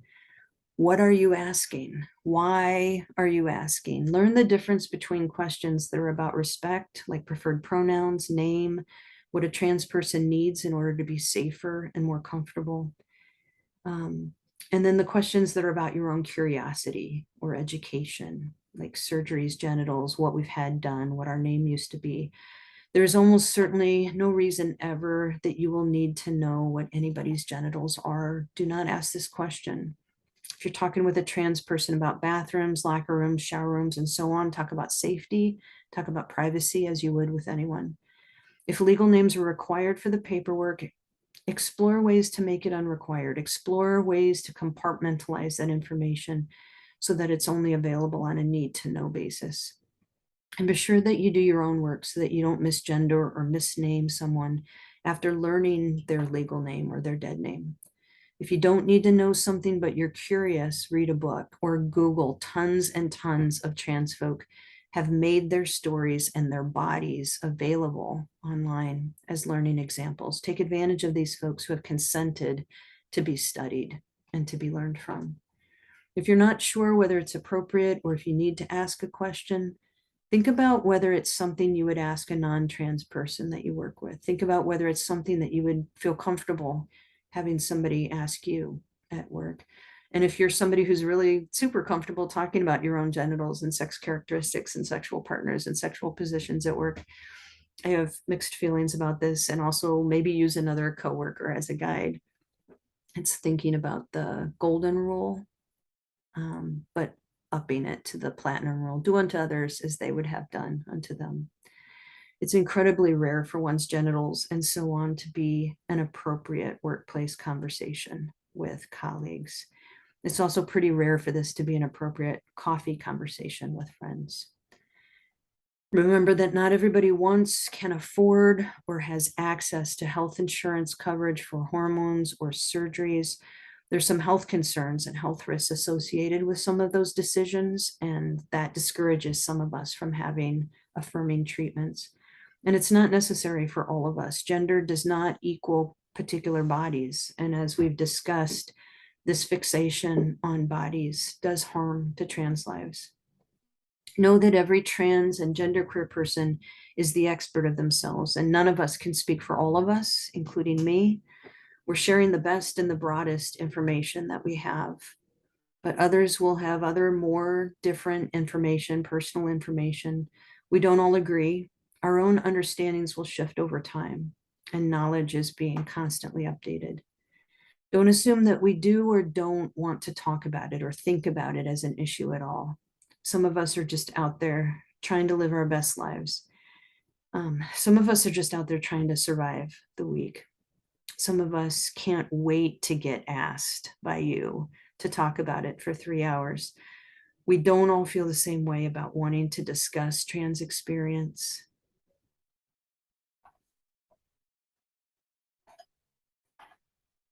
And then I just want to make sure that folks understand passing. Passing in terms of gender is the idea that nobody's supposed to be able to tell that a trans person is trans. Passing is about demanding that trans people be convincing, whatever that means. And if a trans person doesn't pass, then they're treated as undeserving or as posing. And folks have been dismantling this assumption for decades. Dean Spade is a big voice in this, and others have written about passing as a test that everyone fails because the rules aren't real. If you think of the Barbie doll, if that was an actual human, the proportions would be so imbalanced, it wouldn't be able to stand upright. Think about the non-trans men and women that you know who get misgendered a lot, maybe because their voice or their hairstyles or something else. And more recently, Janet Mock of Redefining Realness and some other folks have been critiquing passing because it treats all of us transgender queer folks as faking or fooling, either passing as or not passing as, but never being a man or a woman or someone else. Expecting trans folk to pass hurts us in these ways and in other ways. And these bogus rules about passing are used to blame victims of assault for getting outed, assaulted, marginalized, raped, murdered. Dean Spade, I mentioned earlier, was arrested for using the men's in Penn Station in a city that had no laws about who could and could not use the men's. And even other trans people said that he had it coming, that he didn't pass enough. Brandon's story was portrayed in the movie Boys Don't Cry and in a documentary. And Brandon was treated by the sheriff as the criminal after he was raped. When he was murdered a week later by his assailants, along with two friends that he was staying with, the comedian Norm Macdonald said on Saturday Night Live Weekend Update that they all deserve to die. And he prefaced that statement by asking forgiveness if it sounded harsh. Demands that we pass and punishment for not conforming to expectations has also harmed trans folk by discouraging us sometimes from socializing with one another and being in community with one another. If even one of us is misgendered, regardless of what our experience would be on our own, it may put the whole group in danger. The whole group might be outed and ridiculed or in physical danger. And so sometimes we will avoid being in community or being in the company of other folks who might put us in danger of being outed. Demands that trans folk pass give permission for society to dismiss us and demean those who don't. And it is social laziness. It makes us responsible for you getting our names and pronouns right. You understand? Making us responsible based on what we look like as a reward or as a punishment for passing or for failing to pass, rather than you all doing the pretty reasonable work, especially in trauma-informed settings, of slowing down, rephrasing your language, and asking us to name ourselves. So I'm going to end this lesson at this point. I'm Miller Hoffman. I work in grants and contracts at PCAR. My email is mhoffman, HOFFMAN, at pcar.org. And I hope that if folks have questions, you'll feel free to let me know. go ahead and email them or email the organizers here and they can pass it on to me. Appreciate your interest. I appreciate you doing this. I hope that you'll continue to do the work and ask me to be a part of it.